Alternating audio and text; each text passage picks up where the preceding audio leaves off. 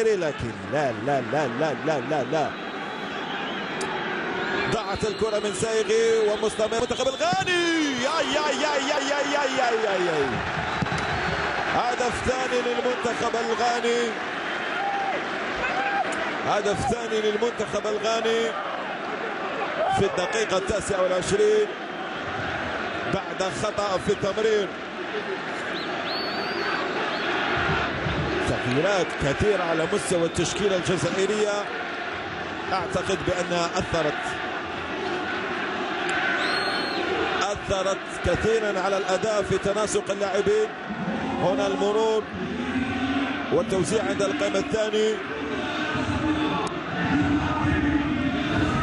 ميكائيل أنابا يمر ويوزع واللمسة في الشباك. هدف غاني، هدف غاني من اللاعب إبنزل أسيفوا الهداف.